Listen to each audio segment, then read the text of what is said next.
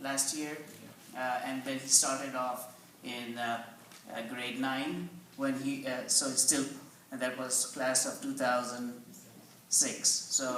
So many years. So students keep on coming back, and that's very important to keep you all engaged in the sciences. And Suren has been there from the class of 2006 too. So, and then he, do you want to say where you graduated from? You should have mentioned that. They know. But they know, who knows? Everyone knows.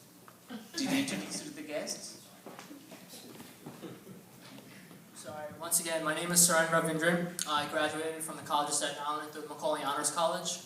And after that, I went to medical school in the American University of the Caribbean, and now I'm here on break.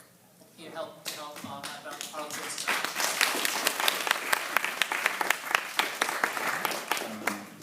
My name is Basiru Lee. A lot of you guys already know me. I took biology and computer science in CUNY City College. I got the Time Warner Cable Scholarship that paid for everything. I have a degree, a bachelor's degree in computer science and biology.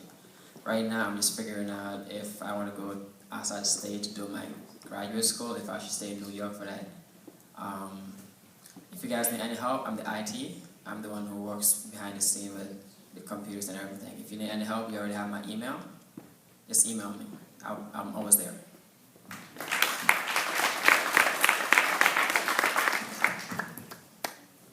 Hey, again, my name's Kenneth. I went to high school for math, science, and engineering. You guys might know that recently for the suicide. Apologies. Though at the same time, I deeply regret to even mention it, just because of the move. In addition, I went to SUNY Binghamton. I went for physics. I ended up transferring back to City College, even though my high school was there. There's something about the college, the architecture, that just drew me back. If you guys have any questions, just email me at desilvak@harlemchildrensociety.org. Jessica,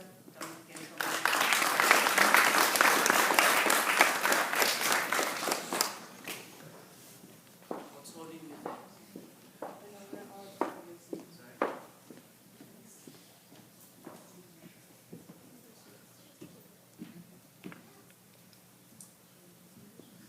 Good afternoon, everyone. My name is Jessica Joseph. Yesterday, I graduated from Medgar Evers College Preparatory School.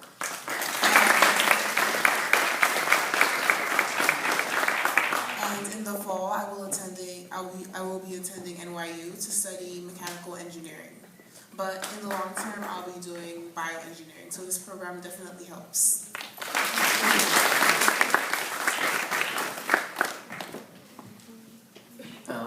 So these are just a few of the students who keep on coming back, and Jessica again will be in the program. So even though many of you in high school or middle school think it's just a high school program, it's not just a high school program. We keep on working with you, and hopefully even through adult life. Basiru just graduated. Many of the students who have been in the program started in 2000, so the first students were with me in my own lab in 2001, and they're already MD PhDs, so they have double doctorates. So they went, a couple of them are in Harvard Medical School, and many students are all throughout the country. And it's not just in science, in biomedical sciences, it's also in robotics and chemistry and engineering and all sorts of science and engineering. And what brings all of you together from different parts of the city. So all of you present, at least in this hall, there are other people watching elsewhere in other parts of the world too. You all are from different boroughs of the city. And when we will organize you, you will get to know one another from different boroughs, different schools, and that will help you also engage yourself in the university wherever you go. Because you will see a whole lot of new faces when you enter university from people from all around the world. And this is actually, we are fortunate to be living in New York City when people are from all around the world. So, and you can see from the overall student body here, even though it's even half, but you'll see that people are from all different boroughs and all different countries of the world. And so we have to constantly engage ourselves, because in today's day and age, we have to be competitive locally as well as globally. So we have to be locally be competitive. But at the same time, competition is not a negative thing. It can be taken as a positive thing so that we can serve ourselves and also people around us. So we can work cooperatively to make this world a better place using science and technology. So if you develop your skills at early stages and also develop the rigor and the discipline, those are the very important things, the discipline and the rigor, you can go very far. So if you just have creative talent, raw creative talent, if you don't have a certain sense of discipline, it's not going to go far. So you have to cultivate that process, cultivate the mentors who help you, also cultivate the friendships early in life and during the whole process. So life is a lifelong lesson, and you have to be constantly engaged with the kind of people, and of course you have close family and friends, and you have family and friends all around the world too, so you have to be constantly engaged with that. So we can use, now with the current technology, we can use to change certain aspects and engage and utilize your skills even in remote parts of the world. So that's why you have to know the world.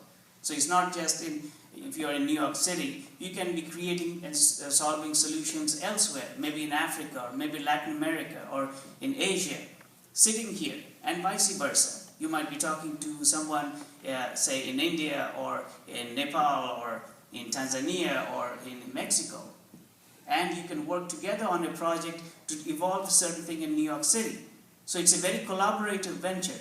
So the more you get to know how you can work together to achieve a certain goal, the better it is in life. So if I am a cancer scientist, someone else is an engineer, someone else is in robotics, we all work together to maybe build a robotic team for maybe doing a surgery and using, say, IT. So we all need to use different kinds of things. So we understand that life is a cooperative project that we all have to utilize our best individually. So that's the thing that you learn from now. Few things first. We will be delegating you mentors. You must have, for the last an hour and a half, you've been giving instructions. So it's extremely important that wherever you go, in fact, all our students are assigned mentors. And these mentors are seasoned researchers or medical doctors or engineers all around the city and all around the country and all around the world for other people elsewhere. And it is your responsibility to see that wherever you go, the lab that you go, or a hospital or a university, that you are respectful of that space. You're representing, of course, Harlem Children's Society, you're representing your family, your community, and your school.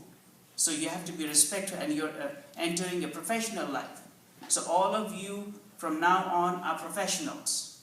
You don't need to have a college degree and a piece of paper saying that you have a master's or a PhD degree or an MD. You are professionals in our eyes, and therefore you have to behave as such. So if you take a cell phone with you in your lab, see that it is muted. Don't make calls where you are. So these things will be taught to you, and be mindful of those processes. All those researchers, doctors, and scientists, they are professional people. They're extremely busy, and they are volunteering their time to help you because we engage them. So just see that you treat them as family, you treat your lab, wherever you go, as a space that you can work on, and they will always help you. So after the summer, you are expected to write a research report. During the summer, we will have lectures like this once a week at least here at NYU, where we'll have speakers, Nobel laureates, and other speakers and other experts in the field. And so be attentive, and you have to write extensive lecture notes. I hope you are all writing lecture notes. Many of you see that you are not, because we expect this to be uploaded onto Moodle that Basiru just said by we'll give you a leeway, end of maybe next week. So every week we will have lectures like this. There are 5 days in a week. 4 days you'll be going to your mentors. 1 day from 10 to 4 you'll be coming here. Maybe not in this hall, but elsewhere in this campus, or elsewhere we will see, but most likely in this campus. And we will have all these speakers, some of the best speakers in the country and the world, and all of you also will be required to give your own presentation. So you will get to speak in front of everyone else. So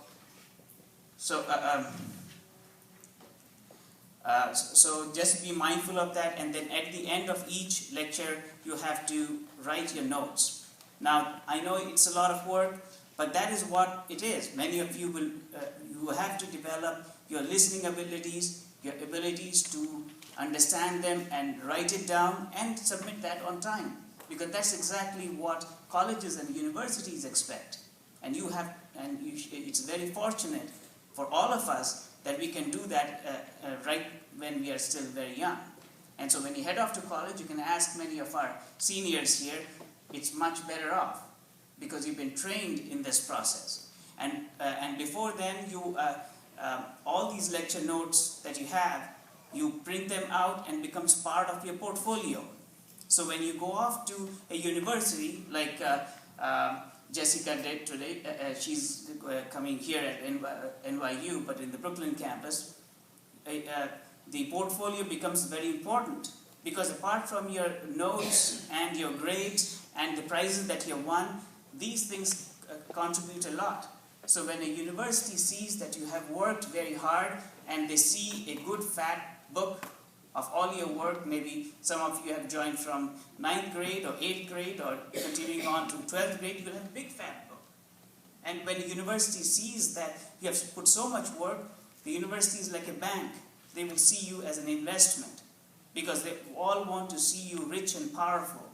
And when you are rich and powerful, the university 10, 15, 20 years later will call you and say, give me your money. Of course, we would like to do that too. We need it more.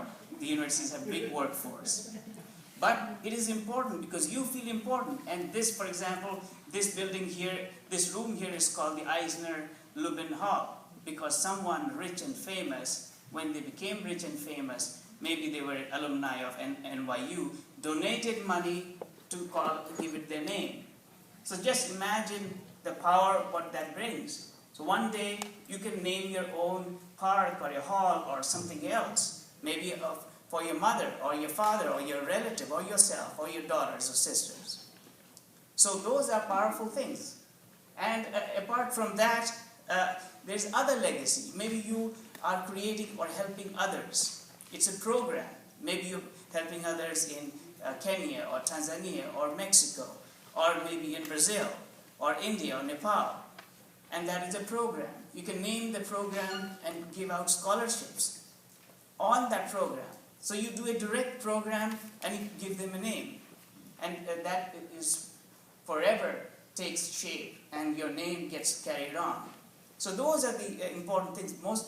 The money is not important. These structures may fall down one day, but at least for some time your name carries on. So those are powerful things. So you build your own power yourself, and you have to be responsible for that. But it all starts at a younger age, and we will see to it that we will help you in that process. But again, it's a very tough program. You will have students from all over the city here, all over the country, and because it's late in many parts of the world, people actually, as far as India, there are about 10 sites in India. People are sitting and watching this live, and in Kenya, Ethiopia, and even in Mexico, and back on the other side in Arizona. And it's about close to 12 o'clock midnight in India. So people are, and in some of the far-flung villages. So ultimately, the program is 14 years old. What I would like it to become is that you all become a workforce, a global workforce. Of course, you have to look after oneself. You have and in the city, but the world is one. If we look after ourselves, we can maybe help other people around the world as well, so that this world is a peaceful setup. Because if everyone works towards a perfect economic development, then obviously it will carry this forward. Again, I welcome you again to the program. It will be a tough program. The first few weeks for the newcomers will be very difficult, but don't give up. we have these groups, we have the older members who will guide you. It's very easy to give up in life. Things can be broken in just one day or a few minutes, but to prepare takes a long time. And when you have a supporting network of people to help you, the better it is. And you will recognize this when you graduate perhaps. But sooner you realize this, the better it is for all of us, because we want you to succeed. And in that process, everyone, your family and everyone is dependent on this. And obviously, when the time comes, you have to give out.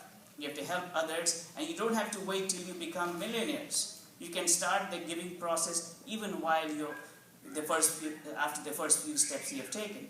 While still in high school, you can still convey and teach the information that you learned. We're going to teach you how to write a resume, how to write a cover letter. There are 3 types of resumes. How to present yourself. So it's not just about science and technology, but how you take yourself forward in the workforce, dealing with people. Because that's half the battle, is we don't live in isolation. We live in the crowd, amongst people, and so we have to know how to deal with people. In good times, we are all great, but we are also tested in our bad times. How we react in our bad times, and that's what the real character comes out. Good times and bad times. So we have to learn to work together so that we can sort of help out one another in this process. But I can go on forever, but I would like to invite Ambassador Muley to give a few words to all of us. Ambassador Muley.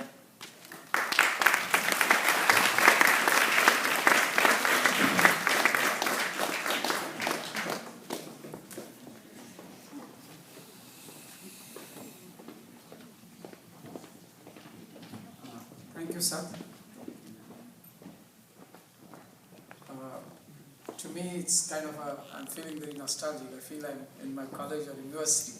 After a long time, I'm getting this opportunity to meet the prospective scholars, scientists, decision makers, and it takes me back to my school and college days. So, ladies and gentlemen, thank you so much for giving me this opportunity. Dr. Sat Bhattacharjee and the Harlem Children Society are doing a great job. I say it from my own experience. I did grow in a small village in Western India.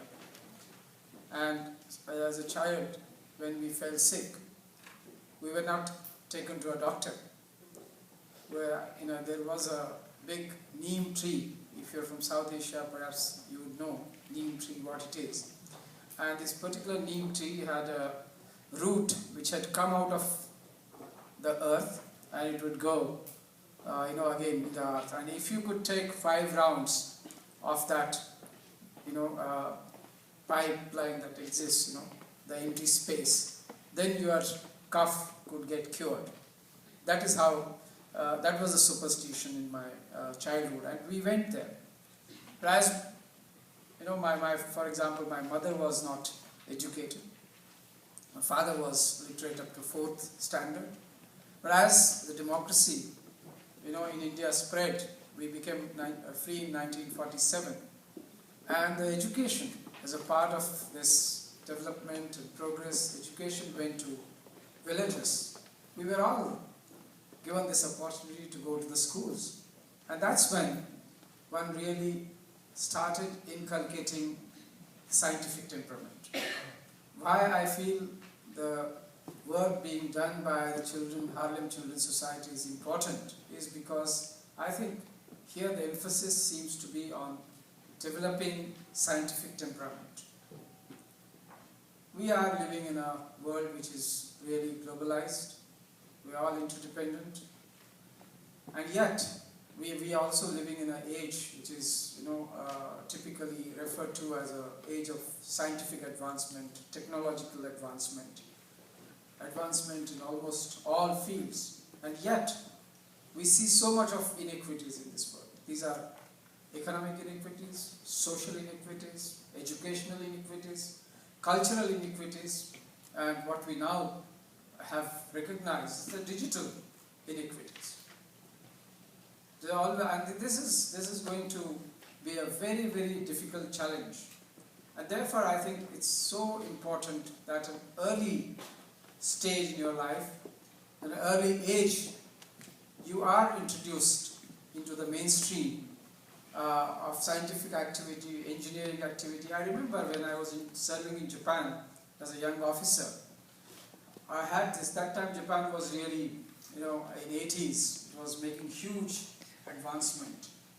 And I asked a friend of mine in a Sony corporation, why is Japan, seems to be advancing so fast? And particularly that time, even as compared to US, Japan looked advancing faster.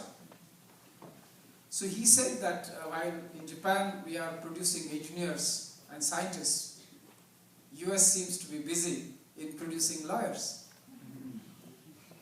So the message there for me was that it's more important if you want to ensure nation's development, progress, then we need to invest a lot in technology, in science.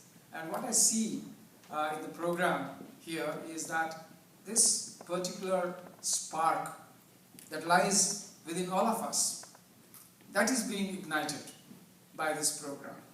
And not only here, I see that in the last 14 years, the program has expanded almost globally. It's there in India, it's there in African countries, and through this, you get a kind of a discipline, an orientation to life, I would say. And just as in my case, if I had not got into the education stream, I would have been working like my father in the fields. I would have gone after the cattle to look after them. I would have spent my entire life, perhaps, without knowing what a tie is and what a coat is and what a pant is. So I think that's the difference that education can make, scientific education can make. And besides, I also feel in this age and time, it's so important that we do emphasize the rational knowledge, which really comes through a kind of a scientific temperament. Much of our world problems and issues, whether it is wars, whether it is disputes, whether it's poverty, to my mind, this is afflicting us because we have not inculcated sufficiently the scientific temperament. Because scientific temperament will only make you think about the world, the surroundings, the environment in a rational manner. You don't have to be extraordinarily talented to really solve all the problems. What you need to really have is a kind of a compassionate attitude towards life, towards your surroundings, towards the people around you, towards less privilege. And I think scientific temperament, rational thinking, does give you that foundation, solid foundation. I have no words to compliment and congratulate Dr. Satpatacharji who has had this vision.